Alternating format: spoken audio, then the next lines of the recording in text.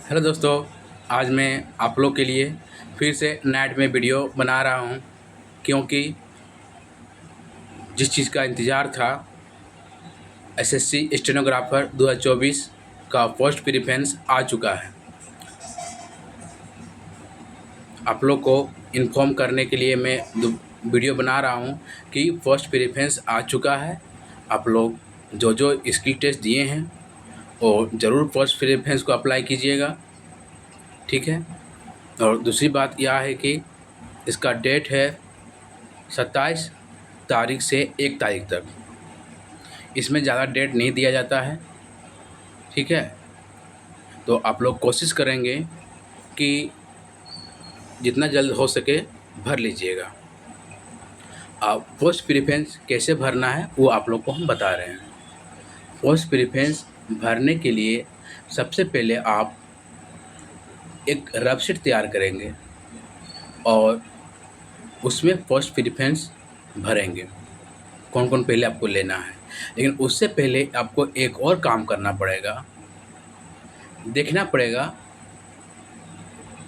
सबसे पहले आप किस कैटेगरी के हैं, ओबीसी है, जनरल हैं, एसटी है, एसटी है, ईडब्ल्यूएस है, या किस कैटेगरी के आप हैं। पहले वो चीज़ आपको देखना पड़ेगा।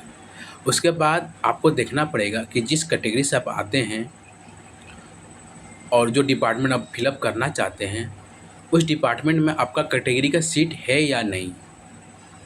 अगर मान लीजिए आप जिस कैटेगरी से आते हैं और जो डिपार्टमेंट आप फिलअप करना चाहते हैं और डिपार्टमेंट में सीट बहुत कम है, या 1 या 2 या 0 है, तो उस डिपार्टमेंट में आप चूज कीजिएगा। 0 अगर मान करके रहेगा तो फिर कोई बेनिफिट नहीं होने वाला है। इसलिए सबसे पहले आपका काम है कि देखना पड़ेगा कौन से डिपार्टमेंट में कितना सीट है, उसके बाद ही आपको चूज करना है। समझ में आई बात? अब बिना डिपार्टमेंट देखे सीट चूज नहीं करना है।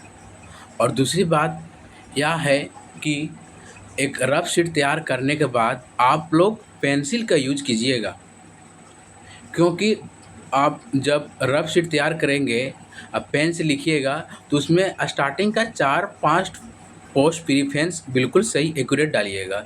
लेकिन जैसे फिर नीचे आइएगा थोड़ा मन बदलने लगता है। नहीं, पहले ई डालेंगे फिर ओवर राइटिंग हो जाता है, और जब ओवर राइटिंग हो जाता है ना, तो जिस तरह से गलत लिखा आता है उस समय वैसा ही वहाँ भी कॉपी हो जाता है। इसलिए पेंसिल से यूज़ करने के बाद एक बार इरेज करके अब फिर से उसमें फ्रेश लिखिएगा। ऐसा नहीं कि हाँ कर लेंगे फर्स्ट प्रेफरेंस हम चेंज कर लेंगे, थोड़ा सा मिस्टेक हो जाता है। फिर जब सिली मिस्टेक होता है ना, तो उसका मतलब कोई तोड़ नहीं है, ठीक है। उसमें आपको समझ में नहीं आएगा क्या मिस्टेक हुआ, बाद में समझ में आता है। Silly mistake on the spot नहीं समझ में आता है। इसलिए कोशिश कीजिएगा आप लोग एक अच्छा से रफ शीट मतलब फाइनल तैयार कीजिएगा। एक में अगर रफ हुआ तो उसको ठीक है रफ करके रख लीजिएगा, और दोबारा एक और फाइनल तैयार कीजिएगा सीट। उसके बाद आप लोग अच्छे से अपना फर्स्ट प्रेफरेंस भरिएगा। जहाँ डेट नहीं है, डेट तो बोल दिए हैं 27 तारीख से 1 तारीख तक है, ठीक है। आप लोग अच्छे से भरिएगा। और दूसरी बात, जो भी पोस्ट आप फॉर्म फिलअप करना चाहते हैं, जिस डिपार्टमेंट में अगर कोई आपका जान पहचान है, तो उस डिपार्टमेंट के बारे आप डिटेल उनसे पूछ लीजिए एक बार कि आपके इस डिपार्टमेंट में कैसा वर्कलोड होता है, कैसा प्रमोशन होता है। एक बार आप उनसे जानकारी ले लीजिए। और दूसरी बात, ऐसा नहीं कि वो जिस डिपार्टमेंट में रहते हैं सिर्फ उन्हीं का जानकारी होगा, उसका रहते रहते स्टेनो से लिंकअप होके और भी सारे डिपार्टमेंट का उनको नॉलेज हो जाता है। तो ये भी उनसे पूछ के जानकारी ले सकते हैं। मतलब जैसा हो सकता है जानकारी आप ले सकते हैं। और दूसरी बात, अगर लिंकअप जिनके पास नहीं है, जिनके पास है, जिनके पास लिंकअप नहीं है, उसके लिए सुविधा है यूट्यूब में सर्च करें इस डिपार्टमेंट में स्टेनो का क्या वर्कलोड होता है, वहाँ डिपार्टमेंट बोलिएगा, उस डिपार्टमेंट का आ जाएगा वीडियो।